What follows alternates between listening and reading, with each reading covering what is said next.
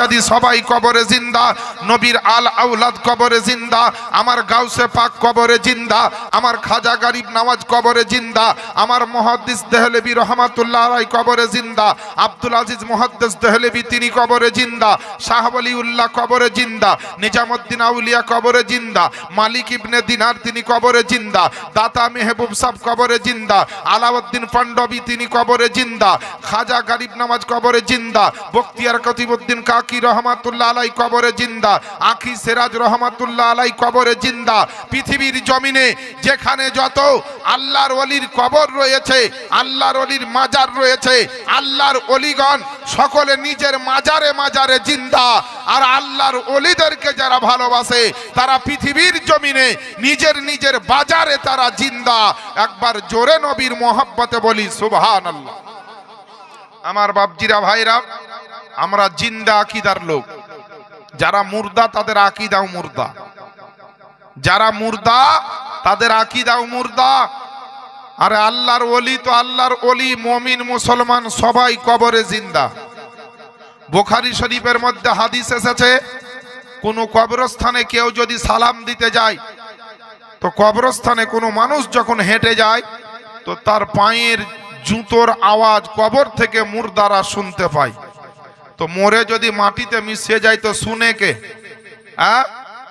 কবর জিয়ারত করা যাবে না বলছে, ঈদে মিলাদুন নবী করা যাবে না বলছে, তারপরে ইয়া নবী সালামু আলাইকা পড়া যাবে না বলছে, নবীকে নূরের নবী বলা যাবে না বলছে, ইসালে সওয়াব করা যাবে না, কবরস্থান মুর্দা ব্যক্তির নামে মিলাদ মাহফিল কোরআন খানি করা যাবে না। আসলে এদের কাছে যে কি করা যাবে আর কি করা যাবে না এরা নিজেই জানে না। আমার বাপজিরা ভাইরা, এই রকমের আপনার বিভ্রান্তমূলক বক্তব্য থেকে আর এই ধরনের আপনার ধোঁকাবাজি থেকে, ঈমানচোর মুসলমান থেকে, হাদিস ও কোরআন থেকে যারা সরিয়ে দিতে চাই, নবীর মোহাব্বত থেকে যারা সরিয়ে দিতে চাই, নবীর ভালোবাসা থেকে যারা সরিয়ে দিতে চাই, তাদের থেকে সাবধান থাকতে হবে, না হলে আপনার অমূল্য ঈমানকে নষ্ট করে দিবে। আমরা তো আহলে সুন্নাত ওয়াল জামাতের লোক। পৃথিবীর জমিনে আল্লাহর রাসূল বিশ্ব নবী পয়গম্বরে আযম বলেন, হে আমার উম্মত সাহাবায়ে কিরাম শোনো, বলে বানি ইসরাইল কওমের মধ্যে মাত্র 72টা দল হয়েছিল, কিন্তু আমার উম্মতের মধ্যে 73টা দল হবে, আর 73 দলের মধ্যে মাত্র একটা দল যাবে জান্নাতে আর বাকি যাবে সব জাহান্নামে। আল্লাহ পাকের রাসূল সাল্লাল্লাহু আলাইহি ওয়াসাল্লামের কথা শুনে সাহাবায়ে কিরামের আরজ করলেন, ক্বালা মান হিয়া ইয়া রাসূলুল্লাহ, ওই দলটা কেমন দল হবে, ওই দলটার আলামত কি হবে, ওই দলটার পরিচয় কেমন হবে, ওই দলটার পেহচান কেমন হবে? তো আমার আকা নবী মুস্তাফা, গায়েবের সংবাদদাতা নবী মুস্তাফা আওয়াজ দিয়ে বললেন, মা আনা আলাইহি ওয়া সাহাবী, অর্থাৎ যে দলটি জান্নাতি দল হবে সে দলের ভিতরে আমি নবী মুস্তাফাও থাকবো এবং আমার সাহাবায়ে কিরামও থাকবে। অর্থাৎ যে দল নবীর সঙ্গে এবং সাহাবায়ে কিরাম জামাতের সঙ্গে যাদের মিল থাকবে, সম্পর্ক থাকবে, কানেকশন থাকবে, অনুষ্ঠান থাকবে, মোহাব্বত থাকবে, ওই দলটাই হবে জান্নাতি দল। এখন যদি পর্যবেক্ষণ করে দেখা যায়, এখন যদি গবেষণা করে দেখা যায়, এখন যদি রিসার্চ করে দেখা যায়, এখন যদি চিন্তা ভাবনা করে দেখা যায়, আমার নবী মুস্তাফা থেকে এখন পর্যন্ত যারা ওলি মানা লোক, যারা মাজারকে মানা লোক, মাজারে চাদর দেওয়া লোক, পীর ও মুর্শিদকে মানা লোক, নবী মুস্তাফার তাজিম করা লোক, নবীকে সালাম করা লোক, নবীকে দরুদ পড়া লোক, কল্লিসা চাহারম করা লোক, সবে বারাত সবে কদর করা লোক, চল আপনার কোরআন খানি করা লোক, ইয়া নবী সালামু আলাইকা পড়া লোক, তারা যারা আছে তাদের যদি হিস্টোরিটা দেখা যায় তো এখান থেকে আরম্ভ করে আল্লাহু সামাদ আমার নবী মুস্তাফা পর্যন্ত একেবারে 100% মেল আছে। আর ওই হাদিস কোরআন অনুযায়ী নবী মুস্তাফার ফরমান মোতাবিক একটাই দল যদি জান্নাতি দল আছে, ওই দলটার নাম হলো আহলে সুন্নাত ওয়া জামাতের দল। যা আহলে সুন্নাত ওয়া জামাতের লোক এরাই হচ্ছে জান্নাতি, আর বাকি হচ্ছে সব বাতিল, এরা হচ্ছে জাহান্নামী দলের লোক। জোরে বলি সুবহানাল্লাহ।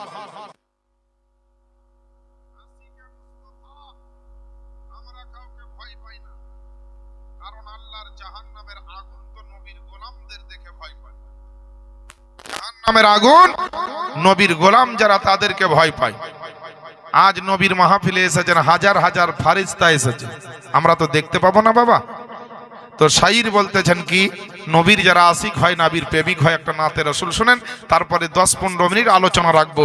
কারণ আজকে আমি ওয়াজ আপনাদেরকে সেরকম দীর্ঘক্ষণ শোনাবো না, কারণ ভাইরাল বক্তা আমিনউদ্দিন সাহেব আসছেন, আর ওনার বক্তব্যটা জান ভরে যেন আপনারা শুনতে পান, এর জন্য সময় নষ্ট করব না। একটু জোরে বলে দেন সুবহানাল্লাহ। আরে চল যাব মদিনাতে, আরে চল যাব মদিনাতে, দয়ার নবীর দেশেতে, চল যাব মদিনাতে, চল যাব মদিনাতে, দয়ার নবীর দেশেতে, আরে মদিনাতে কাবার কাবা, আরে মদিনাতে কাবার কাবা, মদের নবী রয়েছেন আব্দুল্লাহর বাড়িতে। জোরে বলেন সুবহানাল্লাহ। মা বোনেরা আস্তে আস্তে বলবেন, আর আমার বাবা জীবনেরা একটু জোরে জোরে বলবেন সুবহানাল্লাহ। আরে উমর ইবনে খাত্তাব চলে নবীজিকে মারিব বলে, উমর ইবনে খাত্তাব চলে, উমর ইবনে খাত্তাব চলে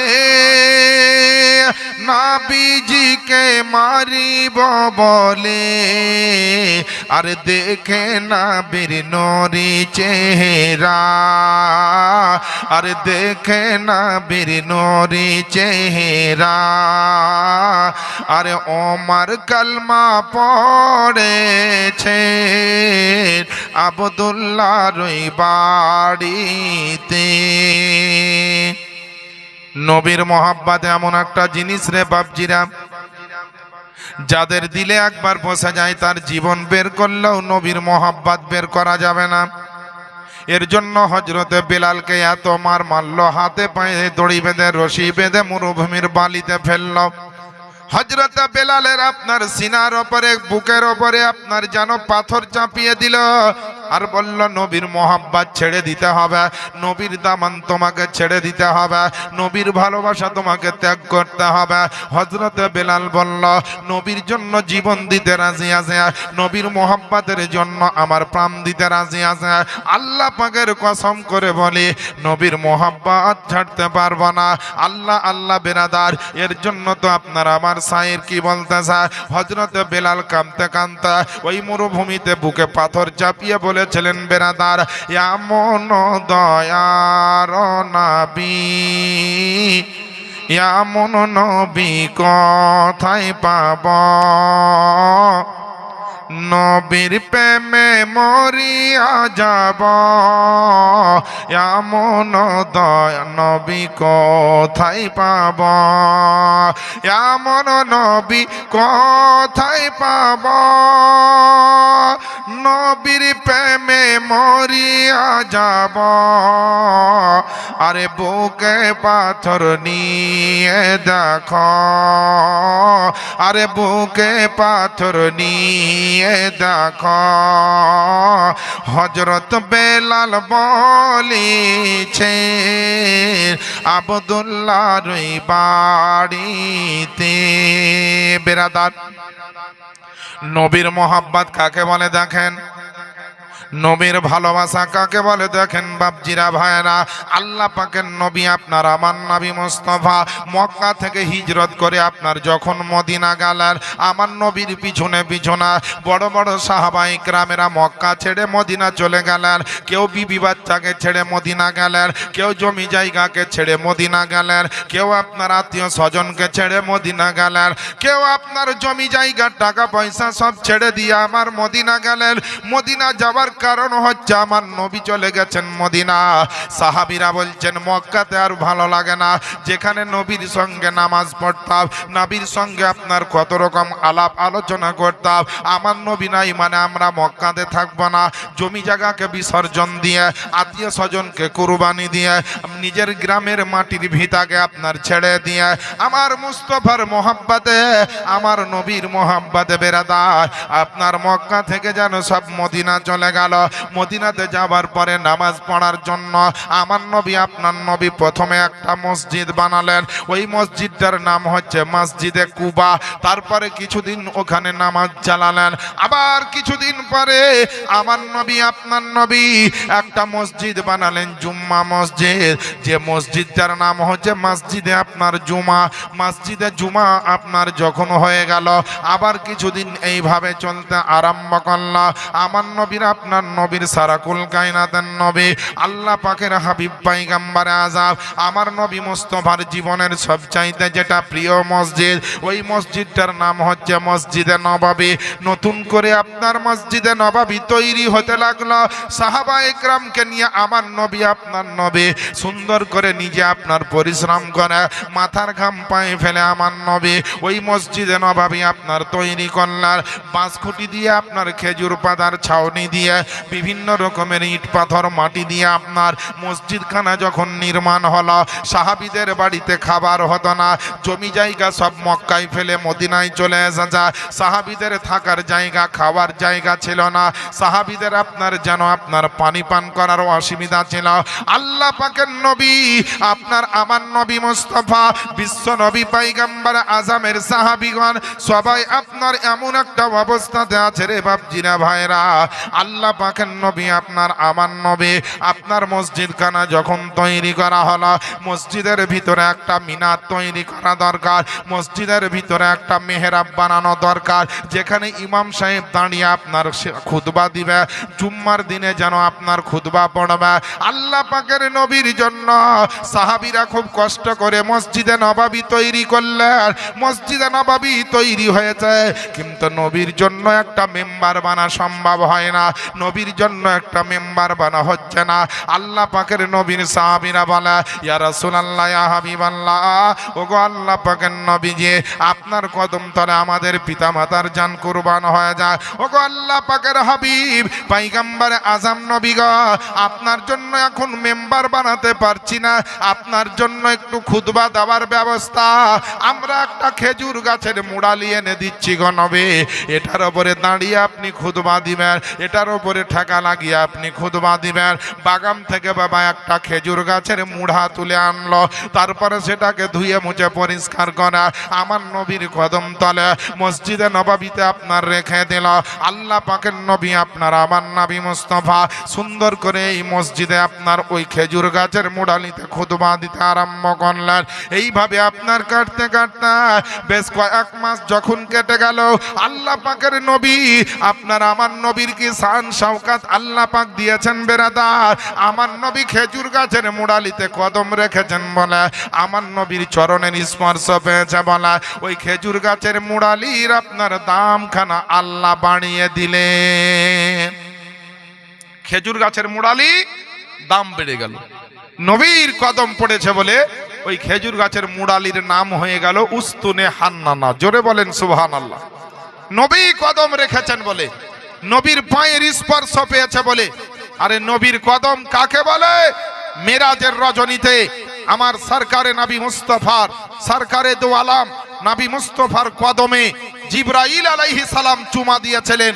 তাই তো আমার নবী জিজ্ঞেস করেছিলেন, হে জিবরিল, আমি নবী মুস্তাফা আমার কদমে চুমা দিয়েছো, তুমি একবার বলো আমি নবী মুস্তাফা আমাকে কেমন দেখলে? তো জিবরাইল আলাইহিস সালাম, মুআল্লিমুল মালাইকা হযরতে জিবরাইল আলাইহিস সালাম বলছে, ইয়া রাসূলুল্লাহ, ইয়া হাবিবাল্লাহ, সাত তাবাক জমিনকে দেখলাম, সাত তাবাক আসমানকে দেখলাম, সিদরাতুল মুনতাহাকে দেখলাম, কিন্তু নবী গো আপনার মতো সুন্দর আর আমি কাউকে দেখতে পেলাম না। এর জন্য তো বেরাদার এ হাদিসের ওপরে আমার যখন চোখ পড়ল, বললো সরকারে আলা হজরতের ইমামে ইশক ও মোহাব্বত কলম সম্রাট বেরেলির সরতাজ ইমাম আহমদ রাজা তো বেরেলির জমিন থেকে কলম ধরে লিখতেছেন যে यही बोले सिदरा वाले जमाने जहां की थाले सभी मैंने छान डाले तेरा पाया का ना पाया तुझे एक ने एक बनाया तुझे हमद है खुदाया तुझे हमद है खुदाया जोरे बोली सुभान अल्लाह আমার নবী মুস্তাফা কদমের কারণে জিবরিল আমিন কদমে পর্যন্ত নবীর জুমা দিয়েছে আর জিবরিল বলেছে নবী গো আপনার মতো কাউকে দেখি ওই নবীর কদম পড়েছে খেজুর গাছের মুড়ালিতে খেজুর গাছের মুড়ালির শান মর্যাদা দাম বেড়ে গেল কি হয়ে গেল নাম উস্তুনে হান্নানা এই উস্তুনে হান্নানার উপরে ঠেকা দিয়ে নবী আমার খুতবা দেন জুমার দিন তারপরে আপনার কখনো খুতবা ওই উস্তুনে হান্নানার উপরে দাঁড়িয়ে খুতবা দেন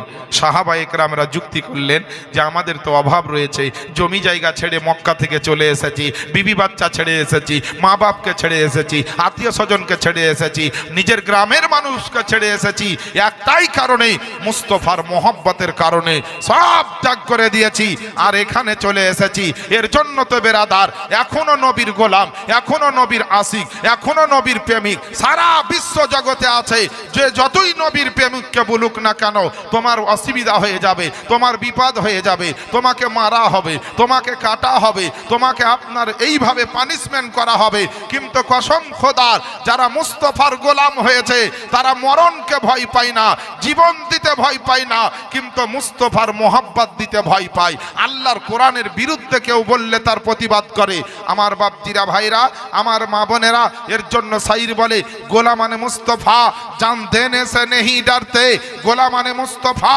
जान देने से नहीं डरते सर कट जाए या रह जाए कुछ परवाह नहीं करते आज के बिरादरनी इस्लाम ইমামদার মুসলমান কখনো কোরআনের বিরুদ্ধে কেউ বলছে কখনো মুসলমানের বিরুদ্ধে বলছে কখনো নবীর বিরুদ্ধে বলছে কখনো মসজিদের বিরুদ্ধে বলছে কখনো আজানের বিরুদ্ধে বলছে কখনো আপনার নামাজের বিরুদ্ধে বলছে কখনো রমজানের বিরুদ্ধে বলছে কখনো কুরবানির বিরুদ্ধে বলছে মুসলমানকে আপনার সচেতন করার জন্য বলি হে মুসলমান আমাদের উপরে আর কত আক্রমণ হবে আমাদের উপরে ধর্মের প্রতি কখনো আক্রমণ কখনো কোরআনের প্রতি আক্রমণ কখনো নবীর শানের উপরে আক্রমণ এ মুসলমান এতদিন পর্যন্ত অনেকে ভেবেছে একটু থেমে যায় হয়তো থেমে যাবে একটু দাঁড়িয়ে যায় হয়তো আক্রমণ আর কেউ করবে না কিন্তু যত দিন যাচ্ছে কিছু আপনার মানুষ আছে তারা আসলে কোনো ধর্মেরই লোক নয় কোনো ধর্মের লোক কোনো ধর্মকে আপনার ঘৃণা করতে পারে না অরিজিনাল কোনো ধর্মের লোক আর একটা ধর্মের উপর আক্রমণ করতে পারে না আসলে যারা কোরআনের ওপরে নবীর ওপরে হাদিসের ওপরে মুস্তাফার ওপরে মাজারের ওপরে মসজিদের ওপরে কুরবানির ওপরে মুসলমানের ওপরে টুপিওয়ালার ওপরে দাড়িওয়ালার ওপরে যারা আক্রমণ করতে চাইছে এবং বিভিন্ন রকম সোশ্যাল মিডিয়ায় বিভিন্ন কথাবার্তা বলছে অ্যাকচুয়ালি এরা কোনো ধর্মেরই লোক নয় অরিজিনাল দায়িত্ব নিয়ে বলতে পারি যদি ধর্মের লোক হতো তাহলে এক ধর্মের মানুষ আরেকজন ধর্মের মানুষকে আক্রমণ কোনোদিন হতে পারে না কোনো ধর্মীয় গ্রন্থে লেখা নাই যে একটা ধর্ম যেটা করছো বাকি ধর্মকে তুমি ঘৃণা করো কিংবা বাকি ধর্মকে তুমি আক্রমণ করো বা বাকি ধর্মের লোককে তুমি ঘৃণা করো বা আক্রমণ করো এই রকম কথা লেখা নাই আমার যেমন ইসলাম বলে আল্লাহ পাকের পবিত্র দিন ইসলাম ইন্নাদ দীনা ইনদাল্লাহিল ইসলাম নিশ্চয় আমার কাছে একমাত্র মনোনীত দিন হচ্ছে পবিত্র ইসলাম এই ইসলামের মধ্যে আমরা জানা আছি আমাদেরকে আল্লাহর কোরআন এবং নবীর হাদিস আল্লাহ এবং নবী আমাদেরকে শিক্ষা দিয়েছেন কি শিক্ষা দিয়েছে ইসলাম মানে শান্তি ইসলাম মানে মানবতা ইসলাম মানে নৈতিকতা ইসলাম মানে সামাজিকতা ইসলাম মানে মোহাব্বত ইসলাম মানে মেল মোহাব্বত ইসলাম মানে সাহায্য ইসলাম মানে আপনার মানুষের বিপদে সাহায্য করো ইসলাম মানে সর্বধর্মের উপরে আদব কায়দা রাখো ইসলাম মানে আপনার মত স্বীকার করা এবং সবারই কাছে নম্র ভদ্রভাবে আপনার নিজেকে পেশ করা এর নাম হচ্ছে ইসলাম আমাদের ইসলামের মধ্যে কোনো রকমের জিহাদ নেই এরকম জিহাদ নেই কারো উপর আক্রমণ নেই কারোকে ঘৃণা করার কথা নেই কারো সঙ্গে ঝামেলা ঝঞ্ঝট করার কথা নেই ইসলাম মানে হচ্ছে শান্তির ধর্ম ইসলাম মানে হচ্ছে মানবতার ধর্ম ইসলাম মানে হচ্ছে শৃঙ্খলার ধর্ম ইসলাম মানে হচ্ছে গরিব হয়ে গরিবের পাশে দাঁড়ানো দাঁড়ানো, ইসলাম মানে মানুষ বিপদে পড়লে তার পাশে দাঁড়ানো, ইসলাম মানে অর্থনীতির দিকে লক্ষ্য রাখো, ইসলাম মানে পাক পবিত্র হও, ইসলাম মানে বাপ মার সেবা করো, ইসলাম মানে এতিমের গায়ে কাপড় পরাও, ইসলাম মানে বস্ত্রহীনকে বস্ত্র দান করো, ইসলাম মানে আপনার দুনিয়ার মানুষকে ভালোবাসো, ইসলাম মানে মানুষ হয়ে মানুষকে মহব্বত করো, আর বিপদের সময় সবাই সবারই জন্য দাঁড়িয়ে যাও। জোরে বলি সুবহানাল্লাহ। আজ বেরাদার কত সহ্য করবেন, কত সহ্য করবেন? কিছুদিন আগে এক ভূত ভেড়ার দল, ওই একেবারে পাকা মূর্খ বোকা বলেছে কোরআনের বিরুদ্ধে আজে বাজে মন্তব্য করেছে। আজ যদি মুসলমান ইমানদার হয় তো কোরআনের বিরুদ্ধে কথা বললে কেউ শুনবে? হাজার হাজার থানাতে দেখেন গায়ে ফায়ার হয়ে গেল। কিন্তু আমরা অনেক মুসলমান আছি এখনো জানি না। আমাদের বাপকে যদি কেউ গালি দেয়, আমাদের বউ বেটিকে কেউ গালি দেয় তো আমরা আগে শুনতে পাই, কিন্তু নবীকে গালি দিলে, আল্লাহর কোরআনের বিরুদ্ধে বললে, আল্লাহ রসুলের বিরুদ্ধে বললে আমরা শুনতে পাই না। মানে শুনতে পাই না এই কারণে আমাদের ইমানের টাওয়ার নেই। ইমানের টাওয়ার নেই। টাওয়ার থাকলে তো বুঝে নিতাম। আমার বাপজিরা ভাইরা ইমানদার হয়ে যান, মুত্তাকিন হয়ে যান, দেখবেন যত বড়ই বিপদে পড়ুক, যে যতই যাই বলুক না কেন, আল্লাহর রহমত আপনাকে বাঁচিয়ে দিবে। তো নবী মুস্তাফার সাহাবা ইকরামেরা কি বলছিলেন ঘটনাটা একটু বলে দিই 10 মিনিট। আল্লাহ পাকের রাসূল বিশ্ব নবী পাইগাম্বারে আজম নবী মুস্তাফার সাহাবা ইকরামেরা বললেন যে নবীকে আর খেজুর গাছের মুড়ালির উপরে খুতবা দিতে দিব না, চলো আমরা কষ্ট করে একটা মেম্বার বানিয়ে দিই। ইট দিয়ে বালি পাথর মাটি দিয়ে যখনকার যুগে যা ছিল দিয়ে একটা বাবা মেম্বার বানালো। আর যে খেজুর গাছের মুড়ালিটা ছিল, ওই খেজুর গাছের মোড়ালিটাকে বাবা উঠিয়ে মসজিদের এক কোণাতে সাহাবা ইকরামেরা রেখে দিলেন। সাহাবিরা জানেন যে এটার উপরে নবী কদম রেখেছেন, মানে এটা যেখান সেখান রাখা যাবে না, এটারও একটা আদব করতে হবে। রেখে দিলেন বাবা মসজিদের এক কোণায়। আর এই দিকে আমার নবী এবার নতুন মেম্বারে এসে জুম্মার দিনে দাঁড়িয়েছে, খুতবা দিবেন বাবা।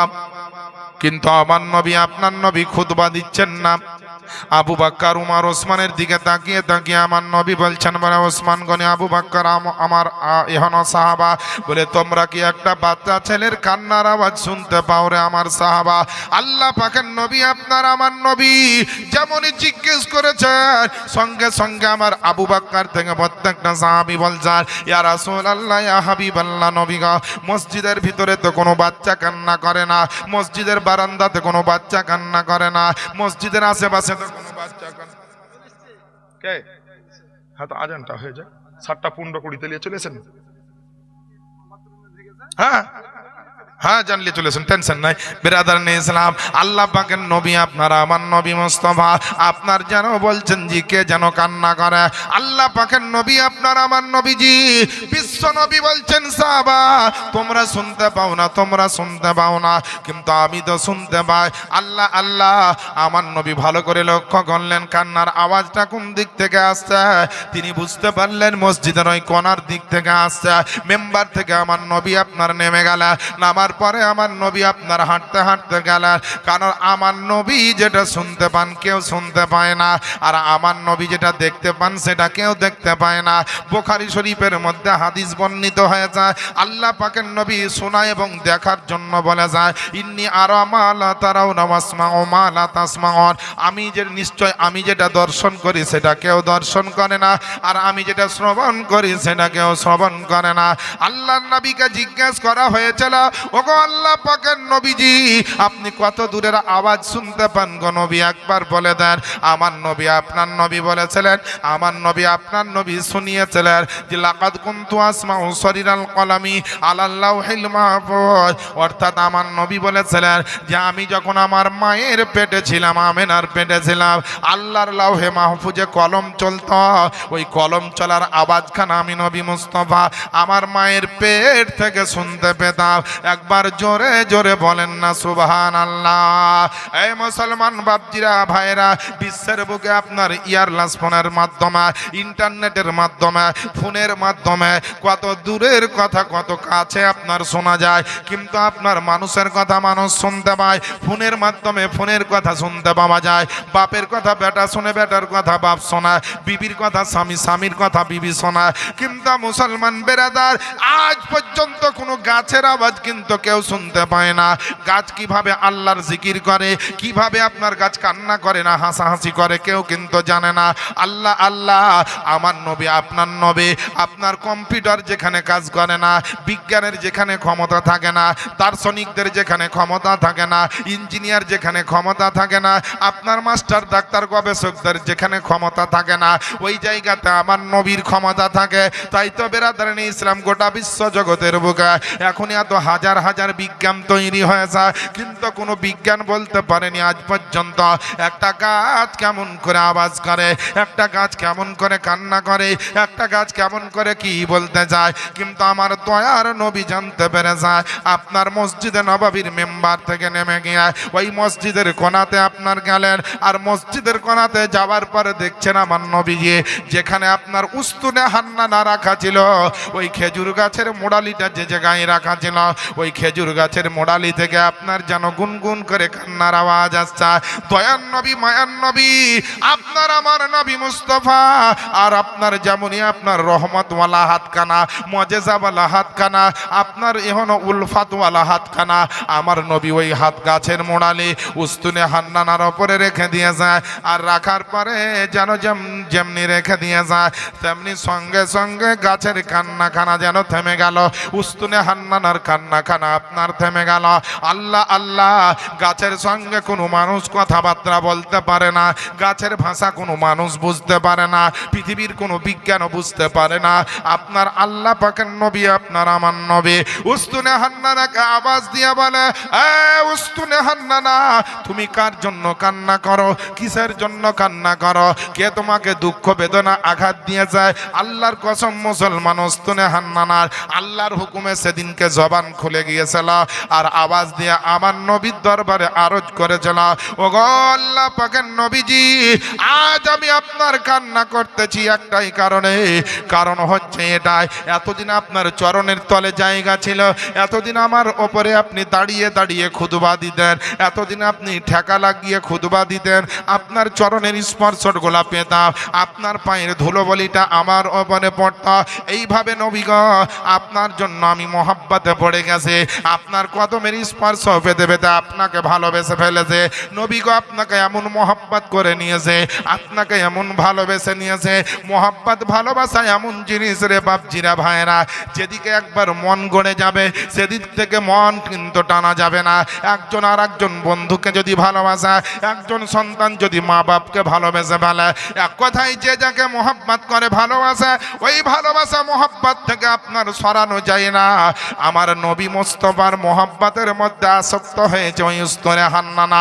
উস্তুনে হান্নানা বলছেন, নবী গো, আর তো আপনার কদম তলে জায়গা পাবো না, আপনার জন্য নতুন মেম্বার হয়ে যায়, আপনার জন্য সিঁড়ি তৈরি হয়েছে গো নবী, আপনি ওখানে দাঁড়িয়ে খুতবা দিবেন, আর আমার মতো খেজুর গাছের মোড়ালি উস্তুনে হান্নানাকে সরিয়ে দেওয়া হয়ে যায়।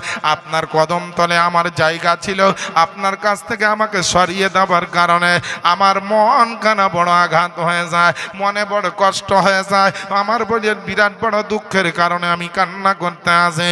এ মুসলমান বাপজিরা ভাইরা, আব্বা জানেরা, আম্মা জানেরা, বাপজিরা ভাইরা, মুসলমান মা বোনেরা, একবার বুকে হাত দিয়ে চিন্তা করবেন যে আপনার একটা খেজুর গাছের মোড়ালি উস্তুনে হান্নানা যদি আপনার জড় পদার্থ হওয়ার পরে আমার নবীর প্রেমে কান্না করতে পারে। আল্লাহ পাক আপনাকে তো মানুষ বানিয়েছে, আল্লাহ পাক আপনাকে আমাকে গরু বানাননি, আল্লাহ আমাদেরকে ছাগল বানাননি, আল্লাহ আমাদেরকে কোনো রকম গাছ বানাননি, আল্লাহ আমাদেরকে পাহাড় পর্বত বানাননি, আল্লাহ আমাদেরকে কাঁকর পাথর বানাননি, আল্লাহ আমাদেরকে নিকৃষ্ট মানের কোনো প্রাণী বানাননি, আল্লাহ পাক আমাদেরকে আসমানের নক্ষত্র বানাননি, আল্লাহ পাক আমাদেরকে বানিয়েছেন 18,000 মাখলুকাতের মধ্যে সবচাইতে উত্তম মাখলুক হলো মানব।